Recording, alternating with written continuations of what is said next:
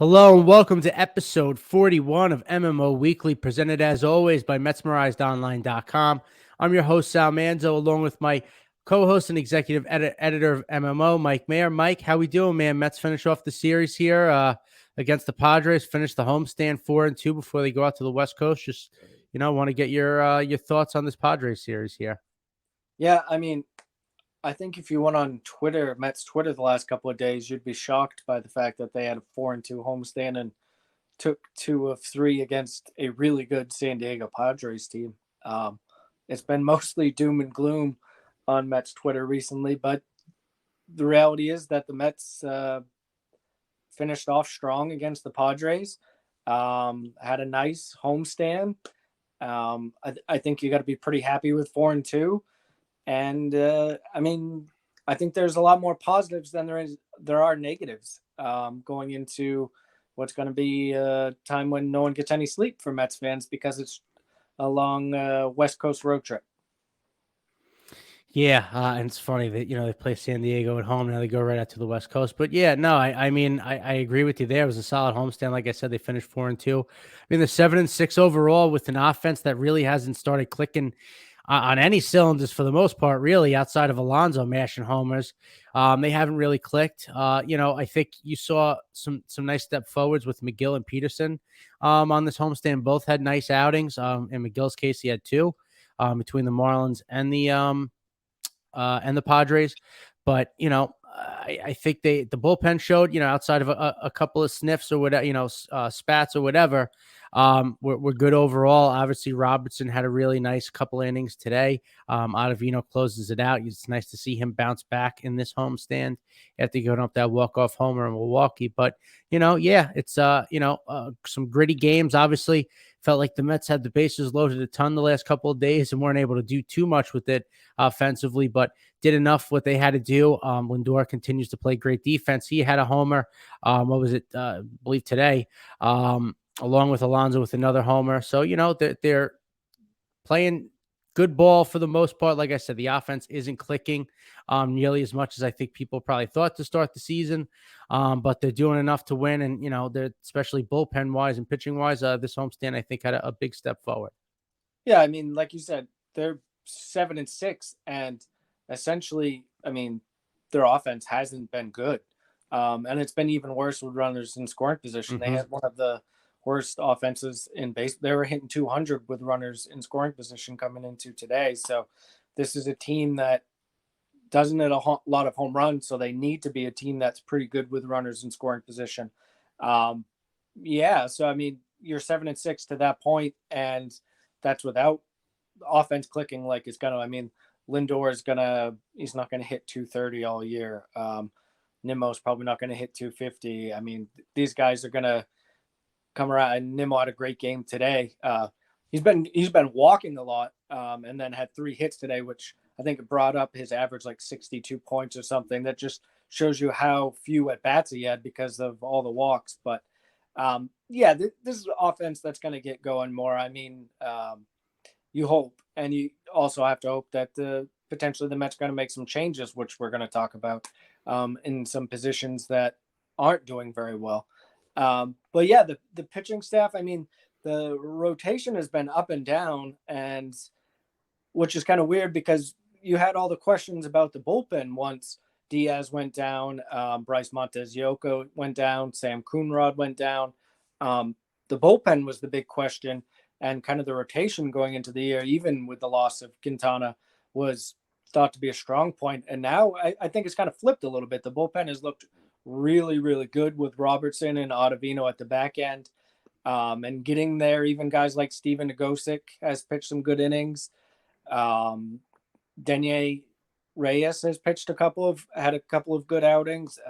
Brooks Raley's really the only kind of one of the like high end back end guys that struggled a little bit. But the rotation is kind of yet to. Peterson's had a rough outing. Scherzer's had a couple of rough outings. Carrasco's, I think, the biggest question mark currently. And Kodai Senga has been the best of the group. He's been the Mets' best starter to this point, and He's looked fantastic. So, yeah, I think going into the West Coast, kind of the eyes will be on the rotation and see how they continue and see if the Mets offense can kind of get clicking on all cylinders. Yeah, touching on the pitching there, Scherzer had a good outing against the Padres, which was nice to see his first start at home. Had a lot of 3-ball counts though, kind of, gutted through a lot of the game. It seemed like, didn't have his plus stuff, but still kept the ball in the yard and, did what he had to do for the 5-6 innings there that he was in. But, again, yeah, Sanga continues to impress. I've said it. I said it after his first start. I'll say it again.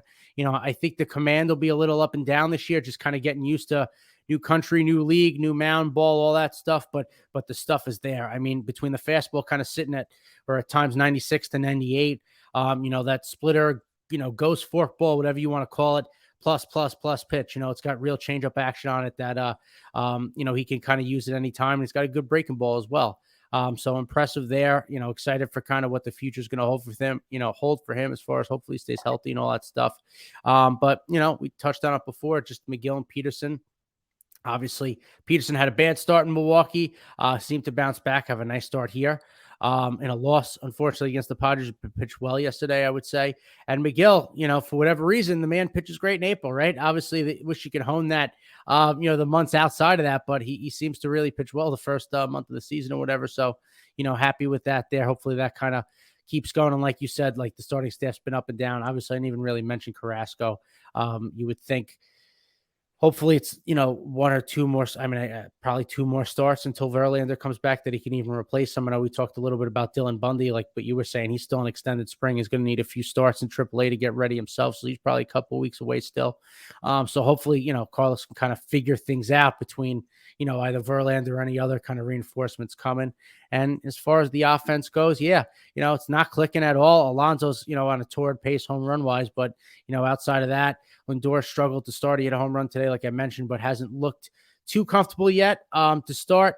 And outside of him, obviously, I think we're going to talk about, McNeil's been walking a lot. And Nimmo, if you look at the average, whatever, it looks like he's been struggling, but he doesn't look out of sorts. He's had good at-bats, just hasn't had a lot of success kind of driving the ball hard. Obviously, he had 3 hits today, and like you said, just continues to walk and gets on base. And he's stolen a few bases. I think he has 3 or 4 stolen bases now to start the year, which is nice to see. Hopefully, he'll do more of that.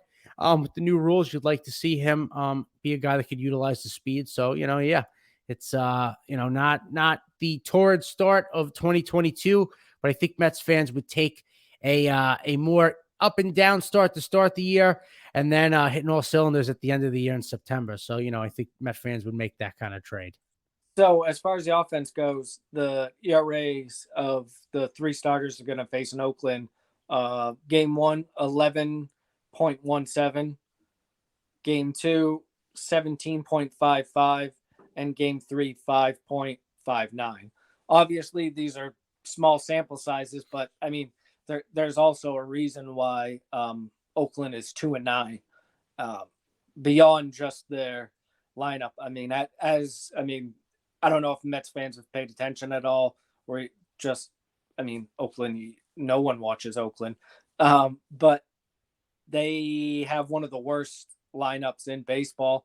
And they lost Seth Brown for a couple of months, it looks like, who basically their best hitter, arguably their best hitter. So it's certainly, I know when tweeted out the Syracuse Mets AAA affiliate of the Mets, their lineup the first couple of days, people already talked about how that's better than the A's. And without Seth Brown in it, yeah, definitely could make the argument there. So, yeah, it's that's a good way to ease into a road trip, is to face a 2-9 team before you get into good teams like the San Francisco Giants, who they're going to play next week. And I think we should probably mention the fact that the Giants today added a player to their major league roster, and his name is Darren Ruff. So now Darren Ruff and JD Davis, who they traded for Darren Ruff, are on the same roster together.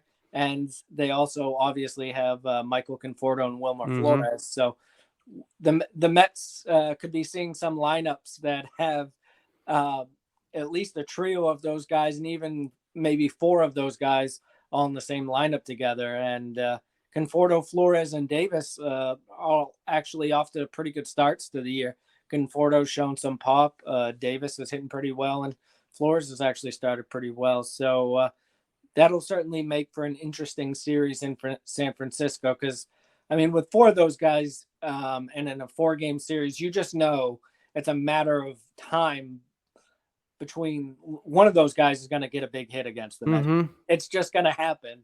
So I guess for Mets fans' sake, I think they would prefer it be Wilmer Flores and that the Mets still win the game. So I think that would probably be the perfect scenario for if and when one of those big hits comes. But yeah, it'll be interesting to see just how the Mets do on that trip, and that'll be a kind of a good platform to see where they're at. Because yeah, I mean they played the Marlins a couple of series already. So, and the Marlins actually, outside of the Mets, are above 500 outside of this series against the Mets. So they've actually played pretty well. So that's not quite the just gimme series that Mets fans or other fans think it is. They've played pretty well. And I mean, the Mets are 7-6 still. I think, again, if you went on Mets Twitter before today started, you would think that the Mets were like 2-9, but yeah, get the offensive going, and kind of might as well transition right there to one of the ways I think the Mets should get the offense, or try to get the offense going, is have Brett Baty meet them in Oakland. Look, Escobar is, I believe, 4 for 39 now. He's hitting like 100. Yeah, After it's today, not good. Yeah, he's hitting like 100. His OPS is it's in the low threes. For reference, coming into tonight, Baty's, I think, 0 for 3 with a walk right now. But coming into tonight, Baty had a slugging percentage that was almost 3 times Escobar's OPS. He led AAA with a slugging percentage of 870 coming into tonight. So I think Baty's injury kind of slowed down this time frame, but now Baty clearly had a couple of hits and a home run on Tuesday night. I think he's shown that he's healthy. So I think, look, we've talked about it quite a bit that he should have just started the season on the Mets roster. He didn't. Now the nightmare scenario for the Mets has happened, where they have a third baseman that's looking over his shoulder and has gotten off to a really bad start. I think, look, they're going to be Oakland, West Coast. That feels like a good time to just ease Baty in. I mean, they called up Alvarez. They kind of were forced into that position to call up Alvarez, and it didn't seem like they were ready for that. And in New York, it was a big series against the Padres. They had kind of limped into the series. Alvarez has struggled for a couple of games. I'm not terribly worried about that, but I just think this would be a perfect opportunity kind of out in Oakland to get Baty into his role and to get Escobar into his role too. We've talked about this a lot, where Escobar needs to get comfortable with his role of being a utility guy, because once Baty comes up, I'm hoping the Mets do the right thing, unlike what they're doing with Alvarez. You have to assume with Baty that they're going to call him up and just start him essentially every day at third base. That's obviously what they should do once they do call him up. It's not really what they've done with Alvarez. And I can honestly say I don't think they've been saying the right things with Alvarez either, between Showalter and Epler, kind of putting it to the fact that he's going to – the first thing that Showalter said was he's going to play some.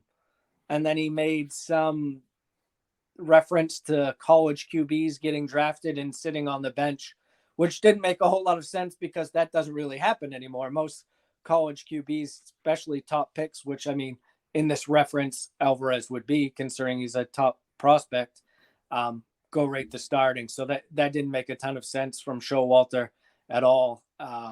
And we've seen it so far just in playing time. I would have liked to have seen today. I think, I mean, it worked out Mets favor. They won, but I think you have to start seeing Alvarez DH some if you're not going to catch him a ton. If you want to ease him into catching and you want Nito's defense back there, that's fine. But Alvarez needs at bats, so DH him some. And Showalter seems disinterested in getting Alvarez at bats from the DH spot so far. Yeah, so just to kind of unpack everything that you were talking about there, as far as Alvarez goes, and I'm glad you brought him up because I am in agreement as far as it is strange that obviously he's up here because it's a need. Navarez got hurt, right? They were not planning on that. I think if everything was a perfect world, Baty would have been the first guy of the quartet, whatever you want to call it, in AAA to come up, right? But he's here, and we've kind of talked about it in general, just about the young guys. He should be playing every day. I understand, agreed, as far as you don't want to catch him most, 4 out of 5 days of the week or whatever, 5 out of 7 days of the week. You want to ease him in. I agree with that. That's fine. But he should be in the lineup every day. He should be pretty much your everyday DH at this point when he's not catching for a couple of reasons. One, as far as what you just said, if he's up here, you want to develop your top prospect, someone that you think is going to be a cornerstone of your franchise in years to come. He needs to get at bats. You're totally right. And the other thing of it is the Mets have no right-handed thump outside of Pete Alonso, and they've struggled mightily so far in 13 games this season with left-handers. You can tell already the Mets are going to struggle with lefties most of the year this year. He would, seemingly, if you play him every day and once he gets, regular at-bats, would be able to help you as far as right-handed power, not in general, but especially against left-handers. So it's twofold there. As far as Baty's concerned, guys tearing the cover off the ball, like you said, clearly the thumb's not really an issue. It's moved past. He's killing it. Escobar is not. Like we said, he struggled mightily. And, we've talked about on the show, the Mets can't really go another season if they want to, contend deep into October with zero production at third base. It's unfortunate, but, I agree with you. Oakland would be a great time to bring him in and ease him in.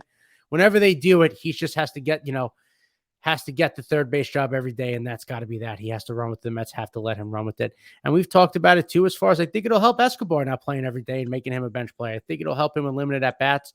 Unfortunately, I think we're seeing now that Mark Canha's probably a guy that's better off with like 300 at-bats as opposed to like 500 at-bats. He struggled to start the year, excuse me. I guess, I just keep thinking about it. In that regard, Canha has reverse splits, so he struggles against lefties. So sure. Talking about Escobar, that could be part of his role if they decide to, is he, even last year, in a year that he struggled overall offensively, he still slugged .519 against left-handed pitching.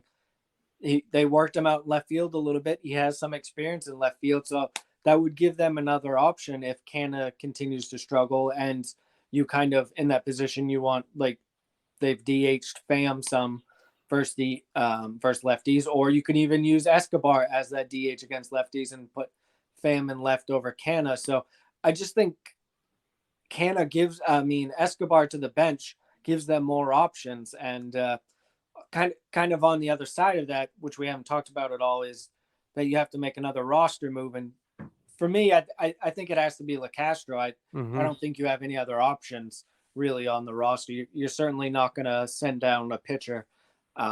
They use so much of the bullpen right now. They got most of their starters are going 4 or 5 innings, maybe 6. So you need all those bullpen arms, and there's no other player on the bench that they can really send down. So I think it's LaCastro, and he's fast and he gets hit by pitch, but other than that, there's just not a ton of value to his roster spot. And I mean, hopefully he makes it through waivers, and then in September you bring it back up. I mean, LaCastro was the perfect September type player like they had with Gore last year. So yeah, I just, like, to your point, I think Canha struggled a little bit too. So if you bring Baty up, then you have more options to kind of plug and place with Canha, Pham, and Escobar, and kind of just treat them like older starting pitchers where you just save their bullets and try to get the most out of them that way. No, I agree there. And, we haven't really talked about Vientos. Obviously talk about right-handed power. He would help with that too. But, Alvarez being up here, he's really the young one I'd want now, obviously, to take those at bats just because he's up here, and I want him to, have him try and produce, get his feet under him. But Ronny Mauricio is also tearing the cover off the ball in AAA. Scenario, I don't know if it'll ever happen. Just thinking as far as he keeps playing shortstop. That's never going to happen on the big league club, right? We know that. And that's, obviously not in the starting role. If it is, obviously something went very wrong with the injury with Lindor or something like that. We've talked about it. I think it would be great that if he started learning the outfield, particularly corner outfield, left or right field, would be great. The Mets don't seem too keen on doing that. Could you see a scenario? And again, I don't know how many options this player has, but trying to get some thump into the lineup. And also, you have a backup infielder. If you bring up a guy like Mauricio, maybe option a Guillorme, would the Mets be willing to do that? Or maybe even a Vogelback? They might be too scared to say they cut bait on Vogelback and Ruff. I'm just thinking of ways now, that they can kind of use these young players, but also try and, get some thump here up in the big league club. No, I think that's a fair question. I mean, we'll go kind of through Vientos first. Vientos had another home run tonight, his 4th of the season. Coming into tonight, he was among the exit velocity leaderboards in AAA when you're talking about average exit velocity, max exit velocity, 90th percentile exit velocity. He's atop almost all of those leaderboards, so he's hitting the ball very hard. He's still striking out. I think that's who he is. He's a guy that's going to strike out a fair amount. It just becomes tricky to kind of find him a spot. Essentially, again, I think it would be the LaCastro spot where that's kind of that cuttable spot. And then you have Vientos as that power guy, which I think has to be part of the conversation.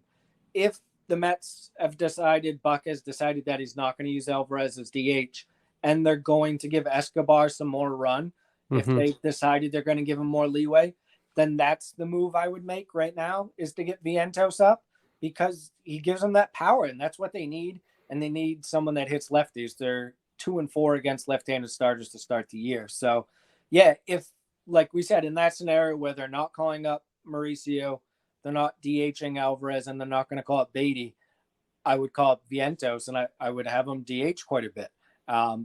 With Vogelback, he was really good for the Mets last year after they traded for him, and he still has an on base over 400 so far this year.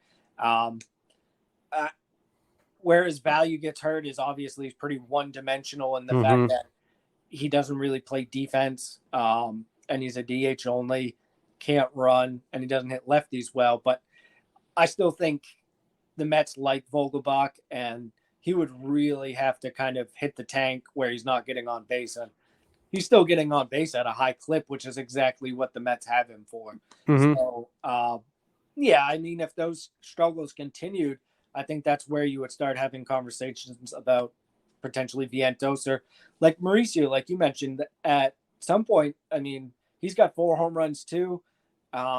His walk rate coming in tonight, we're talking super small sample size. That's really tough to judge. Is double what it was last year. He's walking about 9% coming into tonight. He's got a 2-run single tonight, and he's actually looked good from both sides of the plate, which is interesting because he's kind of struggled in his career from the right side, and he's actually looked good from the right side this year. He's still only playing shortstop, which is the thing that we keep coming back to. We both feel that he should be in the outfield. I think that is likely the long-term solution with him for the Mets, and I think it's the short-term solution for the Mets too. The only other thing I can think of is, because he's certainly not going to leapfrog Baty for third base. I think Baty has improved his defense enough at third base that I would hope the Mets are comfortable with him being the third baseman of the future. So I'm not going to move him to left field for Mauricio at the time being. So that leaves in the infield second base. Look, second base is a fairly, I mean, I don't want to say easy, but it would be an easier transition than Mauricio going to the outfield if the Mets are deciding they want to make a change in season and they want to do it kind of at the big league level. If he just keeps tearing the cover off the ball like he is right now, you could put him at second base, and then you could put McNeil in the outfield, of course. I mean, McNeil is comfortable out there. He's played out there this year. He started a couple of games. And look, Jeff McNeil's at the point now where you just stick him wherever, and it doesn't Mm-hmm. really matter. It doesn't matter for his hitting, and he's a good defender wherever you put him. So I think that's certainly an option you can think about too. You could put Mauricio at second base, and then you slide McNeil into left field, and like we said, Canna becomes then kind of that part-time player that kind of positions him better to be more productive. Um, yeah, I think that as we get going and as we get farther into the season, I mean, all of this can change in a drop of a dime. It did with Alvarez. The Mets certainly didn't envision calling up Alvarez this early in the season. So things can change just like that. But I think in a perfect world, maybe that's what the Mets are really thinking is let Mauricio stay at shortstop. That kind of builds up his trade value.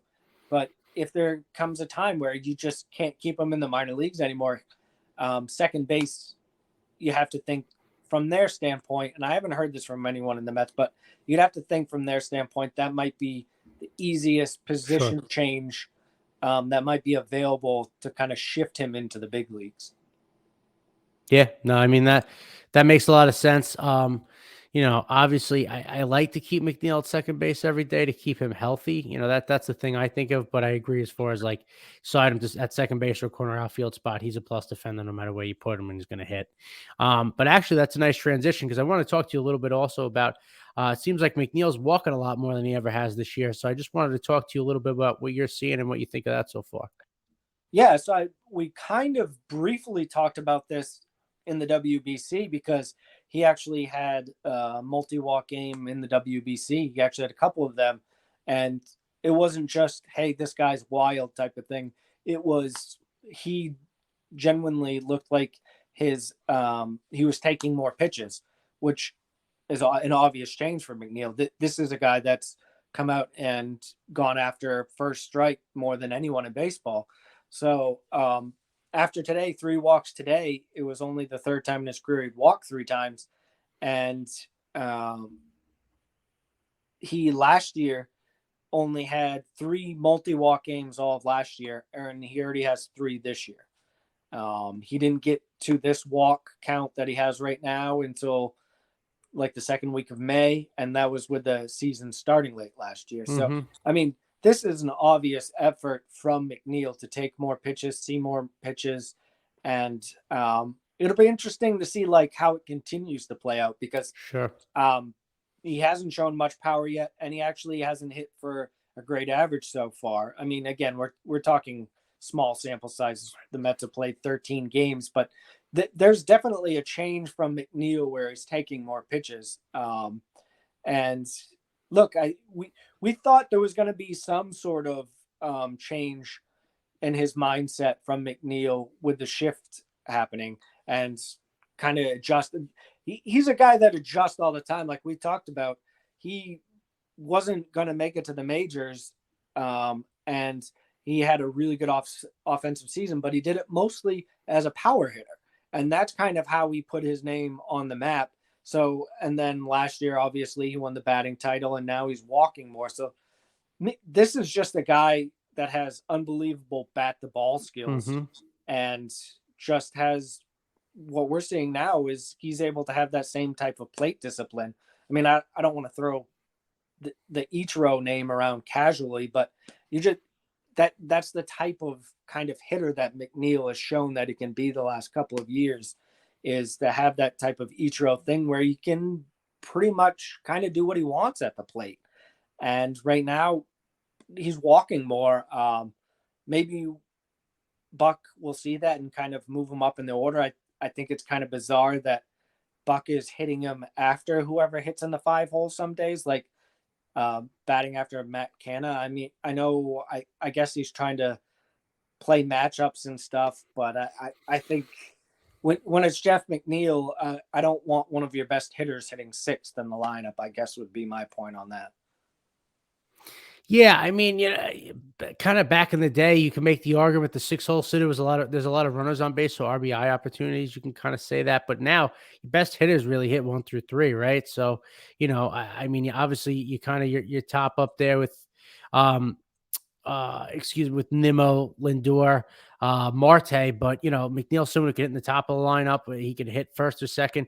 You could 1 through 6. I mean 1 through 9, but really, 1 through 6, you could really make a case that you could hit anywhere in those spots. So you could even hit cleanup at spots. I think he did at points last year, but I do like him a lot in the 5 hole, hitting behind Alonso. I think that's nice.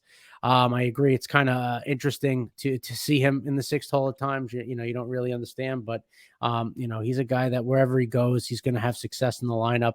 As far as the walks go, he was striking out a little bit more than I think we've seen to start the year. I don't know if that had anything to do with it. Little swing and miss more than where we're usually normally seeing. So maybe that has something, trying to see, pitches a little deeper, see them a little more. And it's resulted in more walks for him. But, the average will come, the power will come. I really don't care if he, power wise, because like you said, his bat to ball skills, I think, supersede that. He's one of those rare players. Like you threw the I name out there.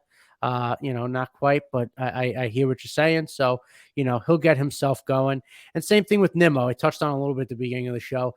Average wise, you kind of look at the numbers and you wouldn't be too impressed, but he's walking a ton like he always does. And I think he's had good at bats and good swings on balls, just hasn't had good results. But it started working out for him today, with 3 hits. And, he's somebody who wants to start off strong, wants to, go 5 for 5 every game. He tries his heart out no matter what. And he's playing a good, center field like he has the last few seasons. He's turned himself into a good defensive center fielder. So, no real surprises out of Nimmo, I guess, as far as, if you look at the slash line. But like I said, I don't think he's really out of sorts or, his timing's off or anything like that. It's just more, balls weren't falling for him. But, leading the MLB in walks, talking about McNeil doing, up in his walks, Nimmo's leading the league in it. So, you got guys getting on base. And I guess that leads to my next point I want to talk about.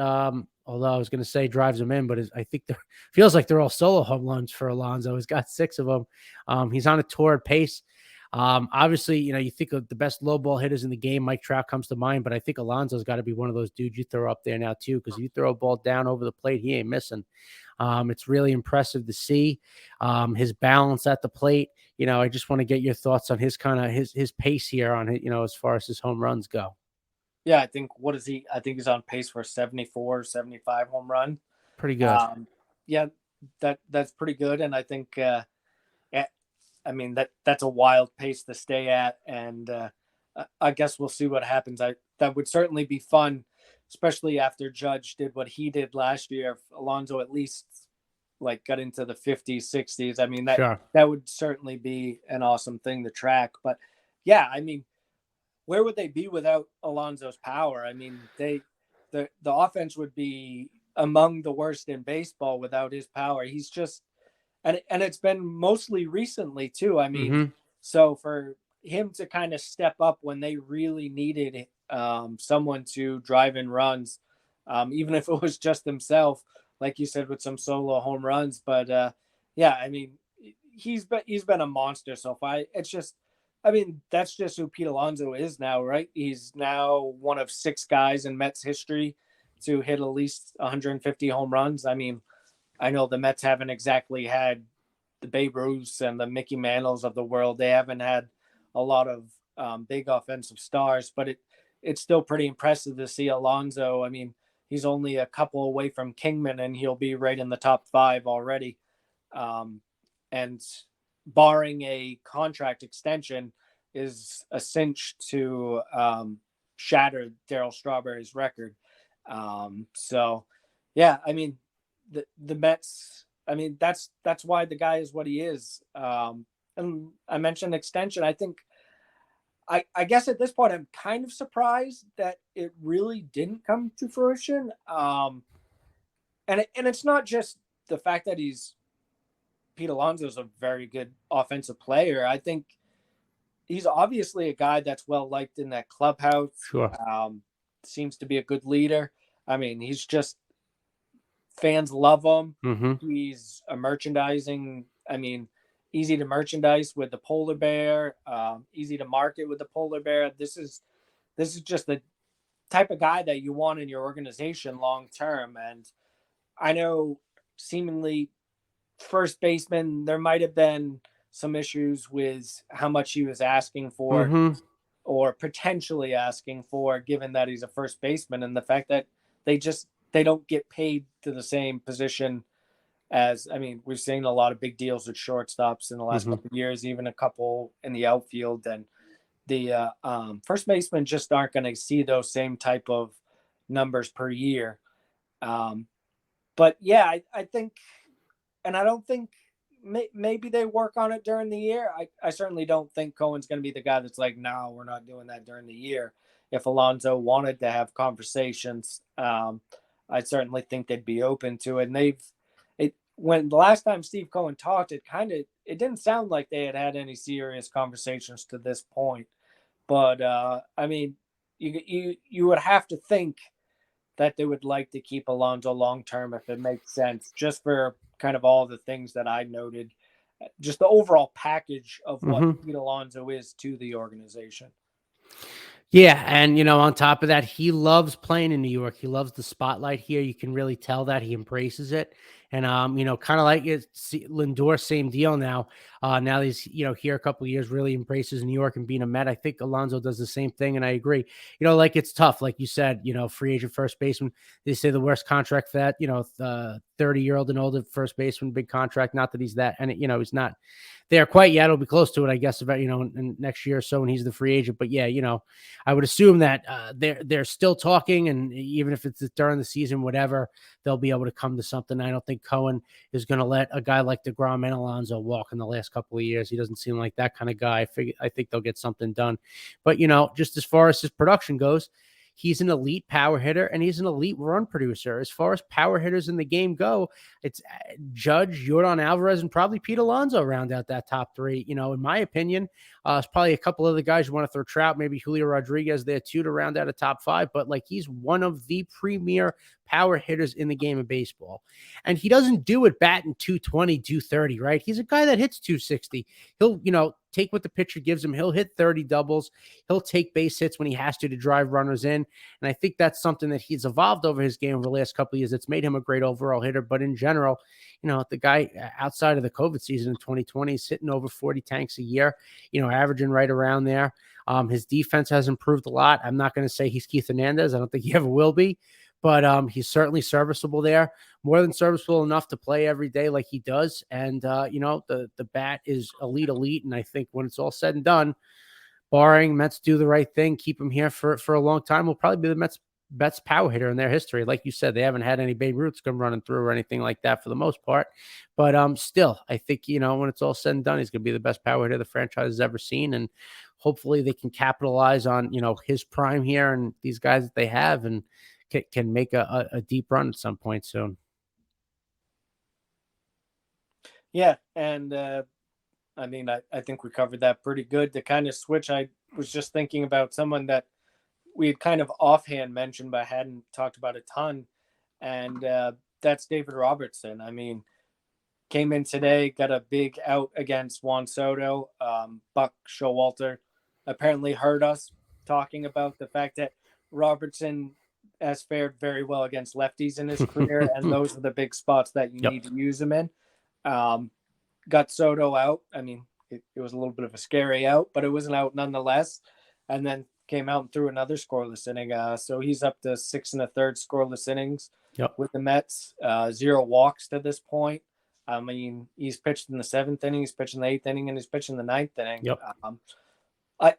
And Buck called him the utility pitcher today. That's just great. I mean, this is exactly what the Mets needed with Diaz going down, is they needed Robertson to step up, and in a variety of ways, like we talked about.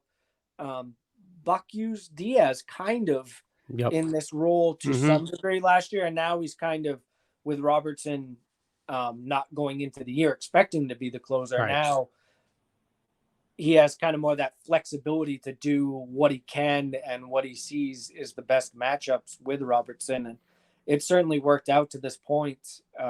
Robertson's been great for the Mets. I mean, you can say so far he's been the best offseason acquisition that they made. And it's just huge. I mean, once Diaz went down, I mean, he became the most important part of that bullpen. So for him to come out and just ho-hum, do what he's done at 38, 39, and just keep chugging along is huge for that bullpen. And then Ottavino to get the save today. I mean, he's just kind of carried over from last year Yep. to this year. So to be able to have those two veterans at the back of the bullpen where they're kind of, I mean, again, I like the fact that Buck, it looks like maybe figured out that that's the Robertson role is, hey, he's going to get the toughest lefty out if I've already used Rayleigh or if Rayleigh's not available for some reason. And then I can also use him for the next inning too, which they did today. And Ottavino, look, they used him for save situations last year. He showed that he's comfortable doing that. And so, I mean, that's a good kind of comfort for Buck to have those two guys back there, even after losing Diaz. So I think that's an important thing to point out. That's been a huge part of the Mets' early season success. Yeah, absolutely. And it's been really important that they got off to such a good start. I think that just probably puts a good taste in not only Buck's mouth, but just kind of the rest of the team, kind of that they can breathe a little bit. You know, obviously you lose the best closer in baseball, like you said, it's a huge blow. But for guys like Robertson and Ottavino to start the year really hot, obviously Ottavino gave up that walk-off home run in Milwaukee, but outside of that, it's been real good. Like you said, Robertson's, been scoreless so far since he's been in. So, hopefully they can keep that going. I do like that they're using Robertson kind of as that hybrid wherever you need to get those biggest outs in the back end of the game. You do that, even if it's not necessarily ninth inning. And, I think, obviously Buck having Diaz last year made him look, I think at times a lot more foresight and things like that. Actually have a player that was that good. I think we're going to see really this year Buck's test of the bullpen, how he can really mix and match without Diaz. And so far it's gone well. Excuse me. Another guy that's done really well to start the year is John Curtis. John Curtis with 3 S's. He's done really well. Obviously last year, I think he was rehabbing Tommy John and the Mets had kept him on, it was the 40 man or whatever it was, because they, really like what they saw pre his injury. And, it was a smart move to do that because he's had a good start to the year as well. So, the bullpen's definitely been a plus to start. Hopefully they can keep it going. And maybe there's even some guys down at the minor league level that can kind of help them, reinforce it, so to speak. So I guess we can end on that, Mike. Outside of the, the 3 big monsters down in AAA, is there any that stand out minor leaguer Mets-wise in the first week or so of the season? Yeah, so it's Syracuse. So kind of start there. I mean, we've talked about the 3 big guys, like you mentioned. Another guy to mention, which is kind of an afterthought because they weren't sure like how healthy he was going to be in spring and everything, but he came to spring healthy and he's looked good so far, as Danny Mendick. Mm-hmm. We didn't really mention him at all, but he's on the 40-man roster too and can play virtually everywhere. I mean, he's more of an infielder, but he has experience in the outfield too. And he's got a home run tonight and he's got an OPS right around 1,000 for Syracuse. So, I mean, that's another option for the Mets if they decide, hey, some of these minor league, the top guys, Baty, Vientos, Mauricio, we want them to stay in AAA and get more at bats. Mendick could be that guy that they bring up. I certainly think if you want to get some offense, more potential offense from that last bench spot, I think he could bring you more value than LeCastro. He's certainly not as fast as LeCastro, but he's not slow either. But yeah, I mean, from a bullpen aspect, Grant Hartwick, he's looked great.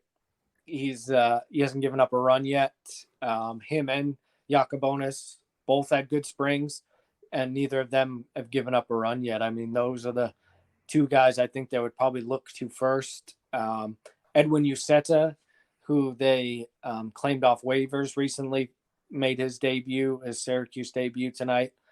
Seth Elledge, who they claimed off waivers yesterday, hasn't pitched yet, but those guys will probably have the legs up as they're both on the 40-man roster. But Grant Hartwick has looked really good, and for my money is probably their best reliever down at AAA. Down in Binghamton, there hasn't been a whole lot of good to write home about offensively for that team.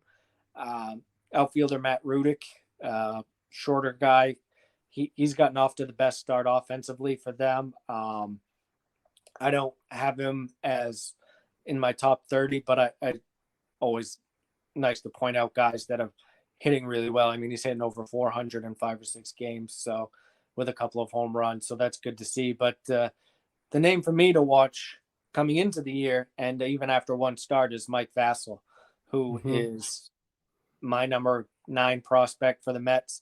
And he pitched the other night, his first outing, 4 innings, 2 runs, and 8 Ks, only 1 walk, which is nice to see. And 2 of those strikeouts happened to be Jason Dominguez, the Yankees prospect, who's one of the better outfield prospects in baseball. So, yeah, that's a good start for him. And this, I've mentioned a little bit, this is a guy that I think could kind of take the Tyler McGill route. I mean, he's a higher rated prospect than McGill was at the time, but I think Vassell could be a guy that we see. Look, he's starting the season in AA, but the starting depth is getting thin for the Mets. And this guy is probably, I mean, after Buto and Bundy, who we mentioned, he's probably the next starter talent-wise / where they are readiness. I think he's probably that next guy in that group. So definitely a name to keep an eye on. Down in Brooklyn, the next level, there hasn't been a ton of offense yet from that group. Kevin Parada had a home run early. Alex Ramirez had a couple extra base hits early, but neither of those guys have kind of taken off yet. Again, we're early. Omar De Los Santos, who had 70 steals last year, he actually hit a 450-foot home run the other night. So showing off some of his power capabilities too.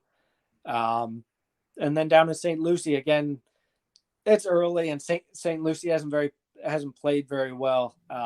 Jet Williams did have a home run in the first game. He had a couple of steals last night too, so kind of showing you the different skill set he had, but not a ton else good going on for the St. Lucie Mets yet. But we're still early in the season, and I mean, Mets fans are lucky enough they get that trio of guys in Syracuse to kind of focus and key in on, and hopefully they get less guys in Syracuse. Maybe Baty and Alvarez will both be on the big league roster soon, and Mets fans can track them there. Yeah, hopefully Brett Baty's up here soon. We can only hope. But I think that's going to wrap up the show for this week. Like we said, good homestand for the Mets. We'll catch you next week while the Mets are in the midst of their West Coast trip. We'll try and get some extra sleep for you. Hope you do the same. But until then, guys, let's go Mets.